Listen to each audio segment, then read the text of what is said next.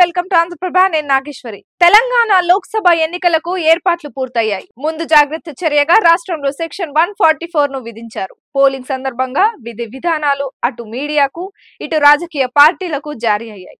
Exit polls ప్రకటనలపై ఎన్నికల సంఘం నిషేధం విధించింది. తెలంగాణలోని మొత్తం 17 లోక్సభ స్థానాల ఎన్నికలకు 525 మంది అభ్యర్థులు పోటీ చేస్తున్నారు.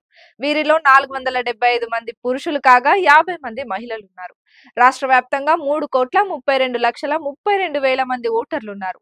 వీరిలో 1,65,28,000 పురుషులు కాగా 1,67,00,000 మహిళలున్నారు. రాష్ట్ర వ్యాప్తంగా 35,808 పోలింగ్ కేంద్రాలు ఏర్పాటయ్యాయి. మొత్తం 2,80,000 మంది పోలింగ్ విధులు నిర్వహించనున్నారు. తెలంగాణ వ్యాప్తంగా 9,900 సమస్యాత్మక పోలింగ్ కేంద్రాలున్నాయి.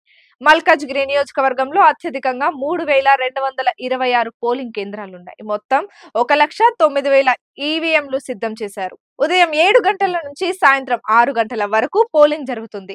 ఇక మావోయిస్టు ప్రభావిత ప్రాంతాల పరిధిలోని 13 అసెంబ్లీ నియోజకవర్గాల్లో మాత్రం సాయంత్రం 4 గంటలకే పోలింగ్ ముగియనుంది. ఇక మీడియాకు రాజకీయ పార్టీలకు దిశానిర్దేశం జారీ అయింది.